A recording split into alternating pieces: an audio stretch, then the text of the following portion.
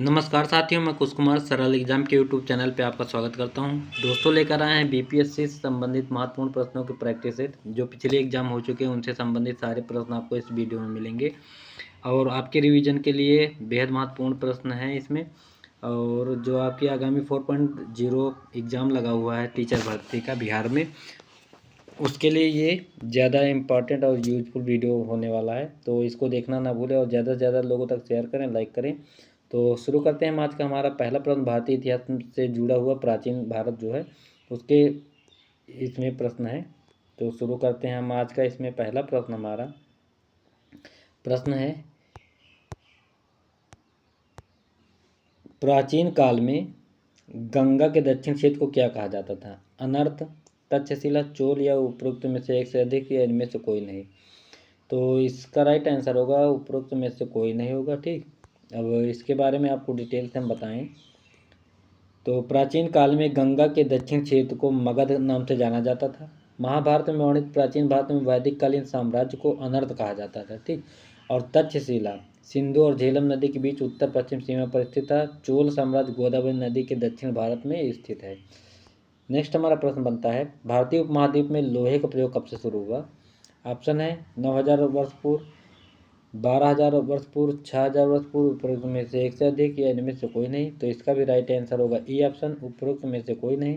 अब इसके बारे में बताएं आपको तो भारतीय उपमहाद्वीप में लोहे के प्रयोग की कोई प्राचीनतम तिथि निश्चित नहीं है। रेडियो कार्बन पद्धति के अनुसार भारत में लोहे का प्रयोग 1000 ईसा पूर्व के बाद प्रारंभ हुआ था।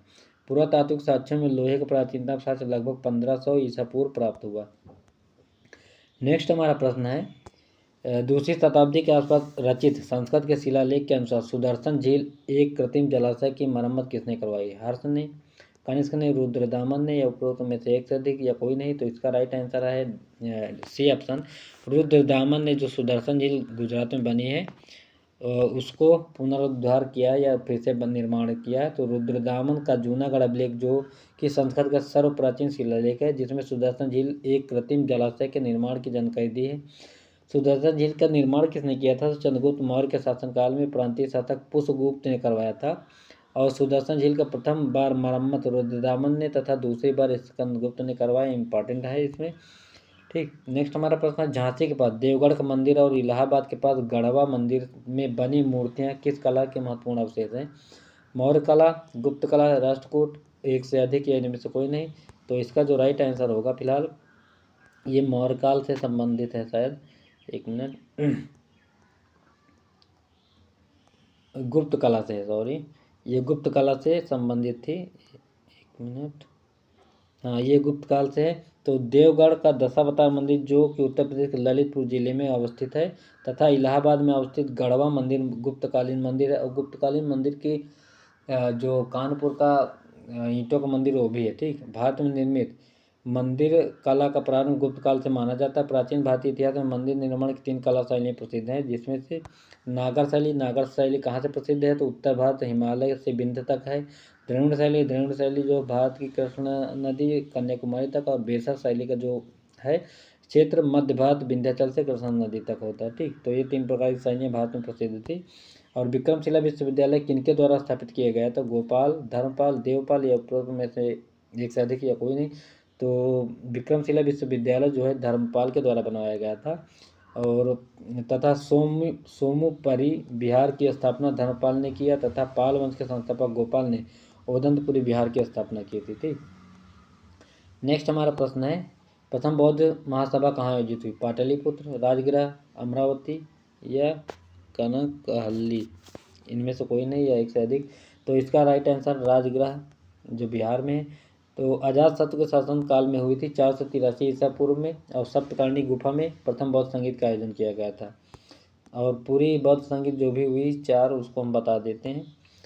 पहली बौद्ध संगीत जो हुई थी राजगृह में हुई थी। शासनकाल की बात करें तो अजातशत्रु शासक था और समय 483 ईसा पूर्व। अध्यक्ष कौन था? तो महाकश्यप। इम्पॉर्टेंट है, जो भी बौद्ध संगीतियाँ हुई हैं ये सभी इम्पॉर्टेंट से पूछ लिया जाता, काल, समय और इसके शासनकाल ये सब, और अध्यक्ष सारा इम्पॉर्टेंट है। और द्वितीय बौद्ध संगीत की बात करें तो वैशाली में हुई। इसका जो शासनकाल था कालाशोक था 383। इसमें 483 याद रखना क्योंकि 483 में गौतम बुद्ध की मृत्यु हुई थी। ठीक, उसी के बाद ये संगीत हुई।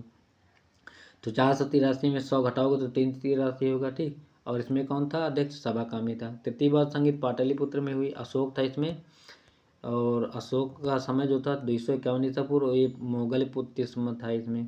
और चतुर्थ बौद्ध संगीत हुई कुंडलवन, जो जम्मू कश्मीर में पड़ता, कनिष्क का शासन था और ईसा पूर्व प्रथम शताब्दी में हुआ। बसुमित या अशोक इसमें उपाध्यक्ष था। ठीक, तो ये 4 बौद्ध संगीतें फिलहाल हुई थी। 6 बौद्ध संगीतें, 5वीं भी हुई थी म्यांमार में और 6ठी भी हुई थी म्यांमार में। ठीक, 1881 में 5वीं हुई। और नेक्स्ट हमारा प्रश्न है, किस गुप्त शासक ने अपने बड़े भाई की हत्या कर सत्ता प्राप्त की थी? तो श्रीगुप्त, समुद्रगुप्त, चंद्रगुप्त द्वितीय, स्कंदगुप्त। तो इसका फिलहाल राइट आंसर होगा चंद्रगुप्त द्वितीय, जो विक्रमादित्य के नाम से प्रसिद्ध हुआ। और चंद्रगुप्त द्वितीय ने अपने बड़े भाई रामगुप्त की हत्या कर सत्ता हासिल की थी। विरासत में एक बड़ा साम्राज्य प्राप्त करने के बाद उन्होंने पड़ोसी क्षेत्रों पर नियंत्रण बढ़ाकर अपने पिता समुद्रगुप्त की नीति को जारी रखा। चंद्रगुप्त द्वितीय, जिसे विक्रमादित्य भी कहा जाता है, शासनकाल इसका क्या था? तो 380 से 415 ईस्वी पूर्व में इसका शासन था। और इनके शासनकाल को भारत का स्वर्ण युग कहा जाता था। ठीक, पूछ लिया जाता है किसका शासनकाल था जो स्वर्ण युग के लिए प्रसिद्ध है? तो चंद्रगुप्त द्वितीय का, क्योंकि इस समय कला, स्थापत्य, साहित्य इत्यादि अभूतपूर्व विकास हुआ। इन्हीं के शासनकाल में चीनी यात्री फायान आया था। ठीक, और होनसांग की बात करें तो हर्षवर्धन के समय आया था।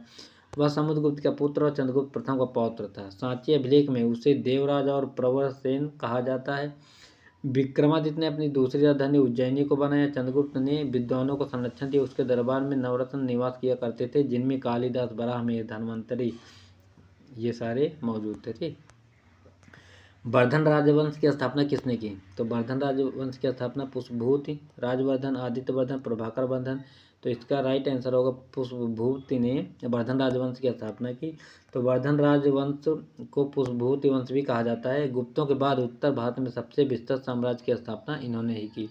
और इस वंश का उदय जो है हरियाणा के थानेश्वर में हुआ। बाणभट्ट ने हर्षवर्धन में पुष्पभूति को वर्धन वंश का संस्थापक बताया है। इसके अलावा बाणभट्ट के अन्य लेख कादम्बरी, चंडी शतक हैं। पूछा जाता है लेख इनका। रोमन साम्राज्य से व्यापारिक संबंध किसने स्थापित की? कुषाण, चेर, पश्चिमी शक, वाकाटक। एक से अधिक है, इनमें से कोई नहीं।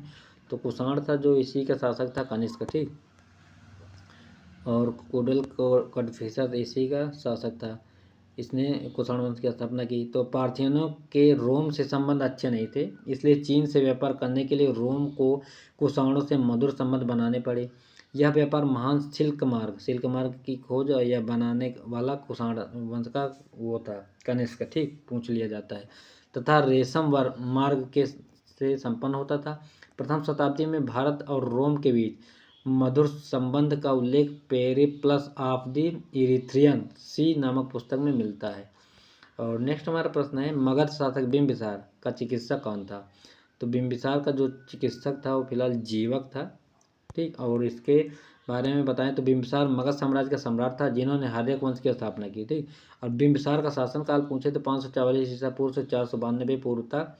और गौतम बुद्ध का समय प्रसिद्ध वैद्य जीवक बिंबिसार के दरबार में था। अवंतीराज चंड प्रदोत से उसका युद्ध हुआ था, लेकिन बाद में मैत्री संबंध हो जाने से उसने अपने राजवैद्य जीवक को चंद्र प्रदोत के राज्य में चिकित्सा भेजा था। चंद्र प्रदोत के पीलिया नाम का रोग इलाज जीवक ने ही किया था। नेक्स्ट हमारा प्रश्न है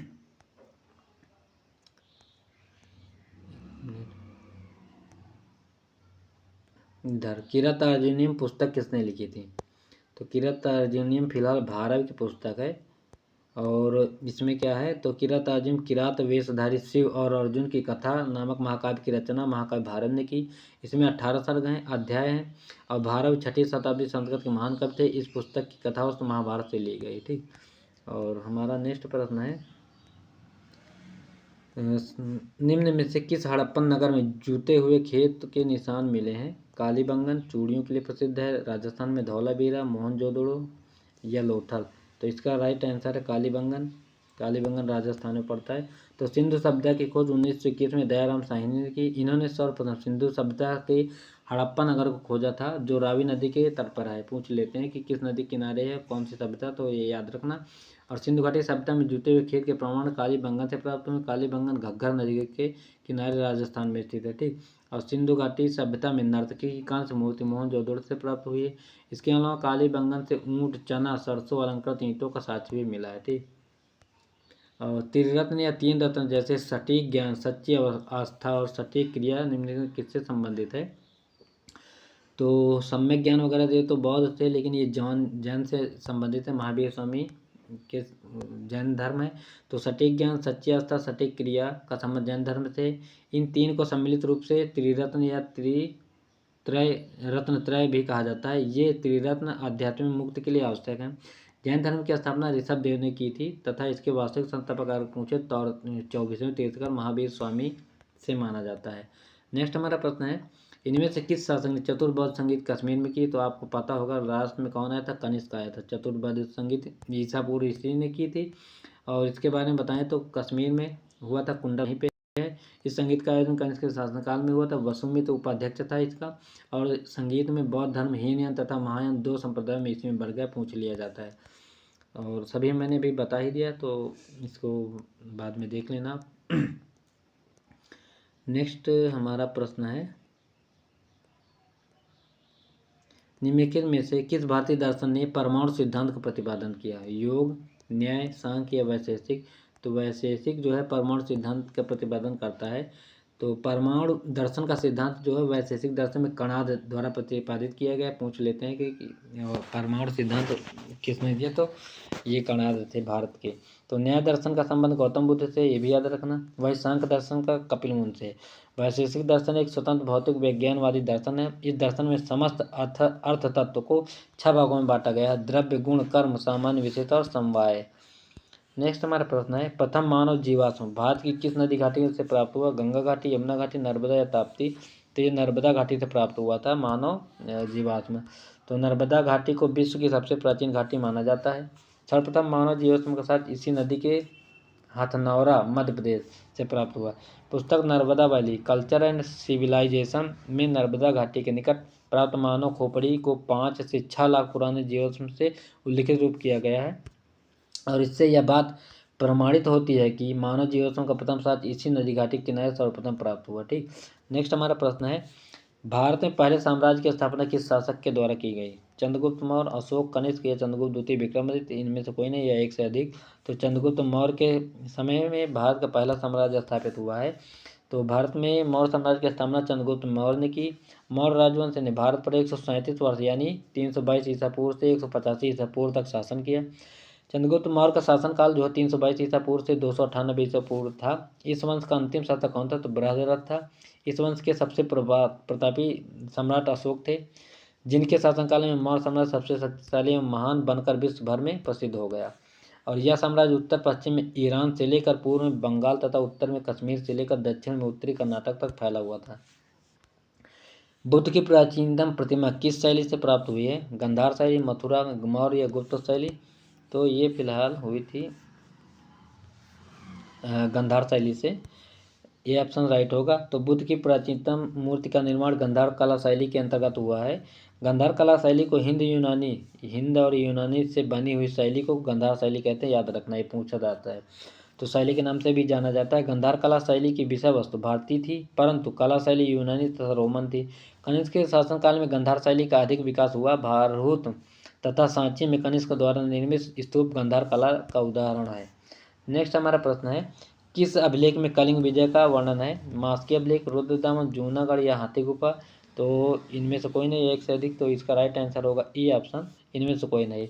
क्योंकि सम्राट अशोक का जो 13वां अभिलेख था उसके अनुसार अशोक ने अपने राज्याभिषेक के 8 वर्ष बाद कलिंग का युद्ध लड़ा था।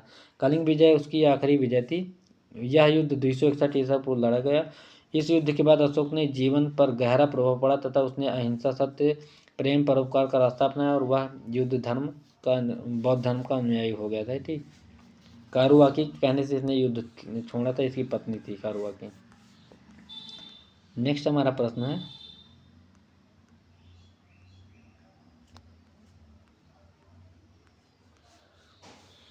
प्रश्न है अपने शिलालेखों में अशोक साम्राज्यता किस नाम से जाना जाता था? चक्रवर्ती, प्रियदर्शी, धर्मदेव या धर्मकीर्ति?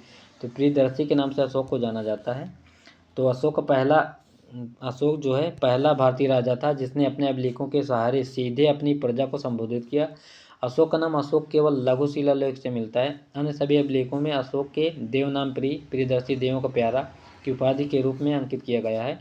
जोसेफ प्रिंसेस ने सर्वप्रथम जैन देव नाम प्रियदर्शी को अशोक के रूप में पहचाना। ठीक, इसके जो अशोक के शिलालेख थे 4 भाषाओं, ब्राह्मणी, अरमाइक और 4 अभिलेखों में लिखे गए थे। और इसको जो पढ़ने वाला था जेम्स प्रिंसेप था, इसके अभिलेख। ठीक, और नेक्स्ट हमारा प्रश्न है, इनमें से कौन गुप्त काल में औषधि के क्षेत्र में अपने कार्य के लिए जाने जाते हैं? सुश्रुत, सौमिल, शूद्रक या शौनक? या इनमें से कोई नहीं? तो इनमें से कोई नहीं। ठीक, औषधि के लिए सुश्रुत तो जो चिकित्सक था वो ऑपरेशन करने वाला था। ठीक, तो गुप्त काल के प्रसिद्ध औषध विद्वान धन्वंतरी थे। ठीक, ये दवा देने वाले। विकल्प में दिए गए केवल सुश्रुत आयुर्वेदाचार्य थे, ये ऑपरेशन करने वाले थे, इनको याद रखना। इनका काल जो है 600 ईसा पूर्व माना जाता। सुश्रुत को शल्य, ये देखो शल्य चिकित्सक जो ऑपरेशन करने वाला का जनक या सर्जरी का पिता माना जाता है। निम्नलिखित में से प्राचीन भारत की कौन सी लिपि दाहिने से बाएं लिखी जाती है? ब्राह्मणी, शारदा, खरोष्टी या नंद नागरी?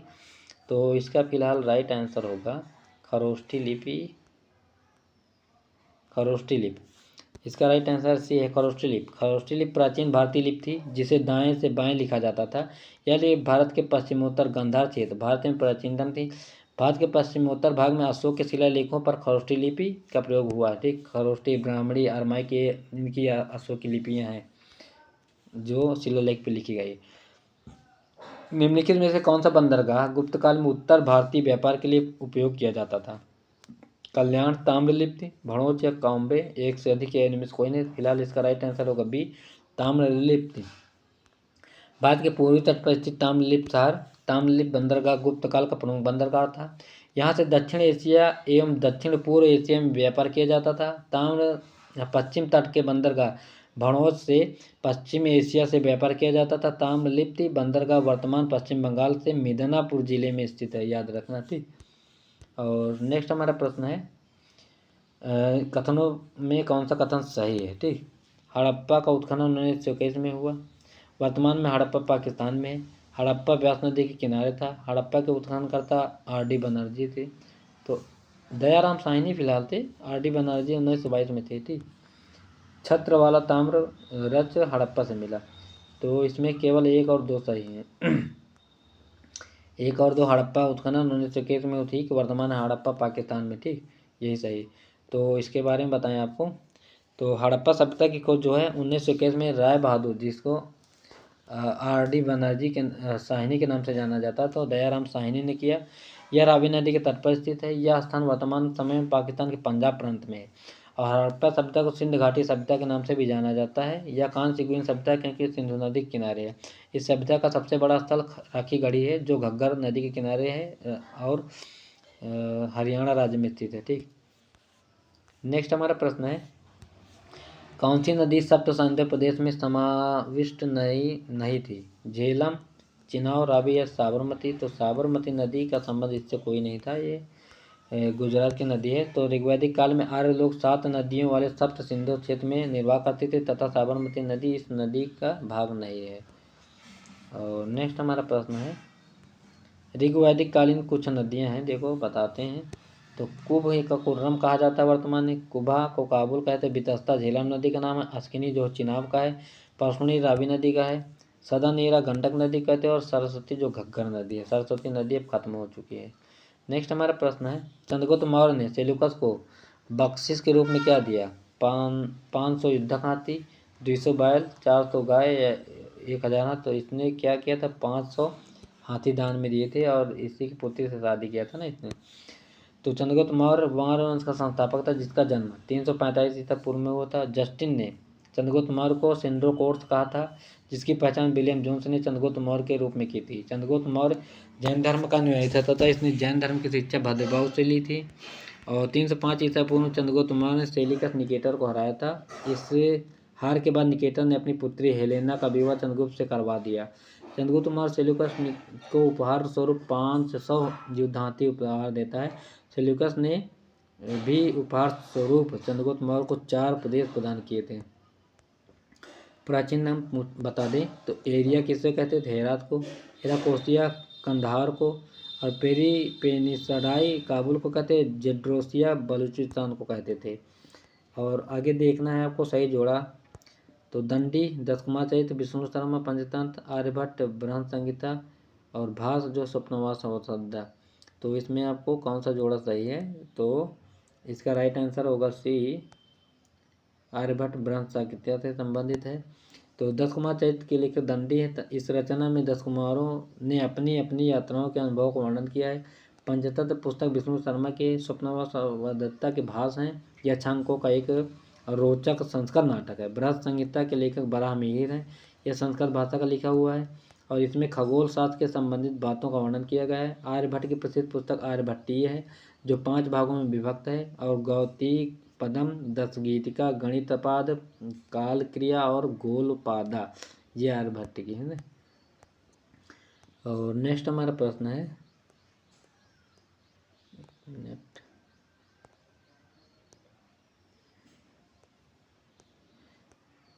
प्रश्न है, विग्रहराज चतुर्थ ने अजमेर के 2.5 दिन का झोपड़ा नामक मस्जिद को पहले किसका निर्माण किया? स्कूल, मंदिर, गरीब खाना या धर्मशाला? तो ये फिलहाल एक स्कूल था, ठीक, अजमेर में। हम गए हैं यहाँ 2-3 बार। तो विग्रहराज चतुर्थ 1153 के आसपास अजमेर में एक संस्कृत विद्यालय का निर्माण करवाया, जिसे तोड़कर 1192 में कुतुब उद्दीन ऐबक ने मस्जिद का निर्माण करवाया था। आगे चलकर 1213 में इल्तुतमिश ने इस मस्जिद को और आकर्षक बनवाया था, ठीक। निम्नलिखित में से कौन सा कथन सही है? कल्हड़ का ग्रंथ राजतरंगी संस्कृत में है। इब्न बतूता को दिल्ली का काजी नियुक्त किया गया था, सही है। अब्दुल हमीद लाहौरी का पातशाहनामा शाहजहां के शासनकाल के बारे में। अमीर खुसरो सितार के आविष्कारक हैं, ठीक है। हमीदा बानो बेगम ने हुमायूंनामा लिखा, ये भी सही है। तो इसका राइट आंसर होगा 1, 2, 3, 4, ठीक, ये सभी सही है। अगला प्रश्न हमारा है, गौतम बुद्ध ने अपना प्रथम उपदेश कहाँ दिया? तो सारनाथ में दिया था पहला उपदेश, ठीक। सबसे ज़्यादा पूछे तो श्रावस्ती में।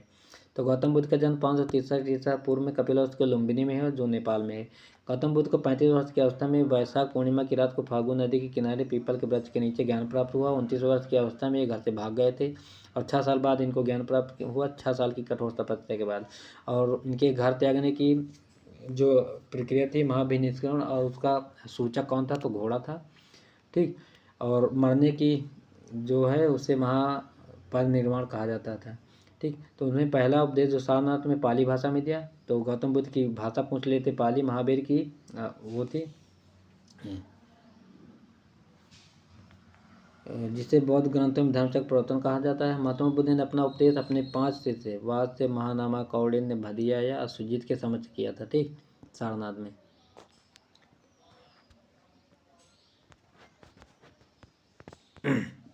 हाँ, वो महावीर की जो भाषा थी प्राकृत थी, ठीक, याद रखना। भारत में पशुपालन एवं कृषि के प्राचीनतम साक्ष्य प्राप्त हुए अंजीरा से, दम्ब सदात से, किलीगुल मोहम्मद से, मेहरगढ़ से, एक से अधिक है, इनमें से कोई नहीं। तो इसका जो राइट आंसर होगा डी होगा, मेहरगढ़ से प्राप्त हुए थे। तो सर्वप्रथम कृषि एवं पशुपालन का साक्ष्य मेहरगढ़ से प्राप्त हुआ था। मेहरगढ़ भारतीय उपमहाद्वीप की सबसे पुरानी कृषि बस्ती है। इस स्थान से घोड़ा, गधा, खच्चर जैसे मालवाहक का प्रमाण मिला है।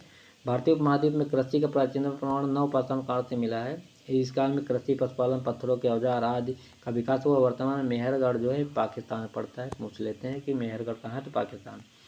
इनमें से किसने सर्वप्रथम व्यापक पैमाने पर स्वर्ण मुद्रा का प्रचलन किया? पुष्यमित्र मिनांडर, विम किडफिशर, गौतमी पुत्र सातकर्णी, इनमें से कोई नहीं या एक से अधिक। तो विम किडफिशर जो था कनिष्क वंश का था। तो सर्वप्रथम स्वर्ण मुद्रा का प्रचलन विम किडफिशर ने किया था। इस शासक ने प्रारंभ में सिक्कों तथा शिलालेखों की एक विशेष श्रृंखला जारी की। इसने तांबा, सोना तथा चांदी के सिक्के चलवाए। विम किडफिशर ने महेश्वर की उपाधि धारण की थी। यह कुषाण वंश का प्रथम शताब्दी का शासक था। वह कनिष्क का पिता भी था। इनमें से किसने पहली बार व्याख्या की थी कि पृथ्वी के अपने धुरी पर घूमने के कारण प्रतिदिन सूर्योदय एवं सूर्यास्त होता है? आर्यभट्ट, भास्कर, ब्रह्मगुप्त या बराहमिहिर? तो आर्यभट्ट जो था इसने यह पहली बार कहा था कि पृथ्वी अपनी धुरी पर घूमने के कारण सूर्यास्त या सूर्योदय होता है। आर्यभट्ट गुप्त काल में एक प्रसिद्ध खगोल विज्ञानी थे। ये चंद्रगुप्त द्वितीय के दरबार में रहते थे। इनके द्वारा लिखी कुछ पुस्तकें सूर्य सिद्धांत, ब्रह्म सिद्धांत आदि हैं। नेक्स्ट हमारा प्रश्न है, स्वर्ण भूमि का वह राजा कौन था जिसने नालंदा में एक बौद्ध विहार की स्थापना की तथा उसके रख रखाव हेतु अपने दूत द्वारा देवपाल से 5 गांव दान में देने के लिए प्रार्थना की? धरणीन्द्र, संग्राम धनंजय, बालपुत्र देव, चूड़ामणि वर्मन? तो बालपुत्र देव था इसका राइट आंसर, सी होगा इसका सही जवाब, सी। तो शैलेंद्र वंशी शासक बालपुत्र देव के अनुरोध पर देवपाल ने बौद्ध विहार की स्थापना हेतु 5 गांव दान में दिया था। देवपाल के नेतृत्व में पाल साम्राज्य अपने चरम पर था। इसने राष्ट्रकूट वंश के शासक अमोघ वर्ष को पराजित किया था। देवपाल को परम सौगत के नाम से भी जाना जाता था। पेरिप्लस ऑफ द इरिथ्रियन सी किसने लिखी? तो ये किसकी पुस्तक है? फिलहाल ये है शायद प्लिनी की है। एक मिनट,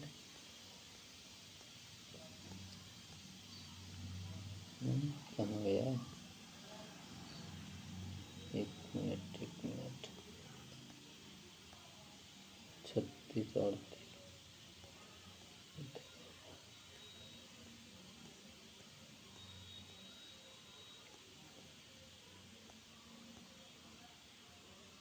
ये इधर दिया है। तो इनमें से कोई नहीं है एक से अधिक। तो पेरिप्लस ऑफ द इरिथियन सी पुस्तक रोम के बीच घनिष्ठ व्यापारी संबंधों पर आधारित है। इस पुस्तक के लेखक का नाम स्पष्ट नहीं। इस पुस्तक के से भारत के बंदरगाह तथा व्यापारिक वस्तुओं के बारे में जानकारी मिलती थी। तो ये थे आज के हमारे महत्वपूर्ण प्रश्न जो बिहार शिक्षक भर्ती से संबंधित थे। पिछले बार के पेपर हैं सभी, तो इम्पॉर्टेंट प्रश्न थे। आप लोगों को बस रिवीजन करना है इन सब चीज़ों को। तो उम्मीद है कि ये वीडियो आपको पसंद आया होगा। तो देखने के लिए थैंक्स। सभी लोग इसको लाइक और शेयर करना ना भूलें। बाय सभी को, थैंक यू।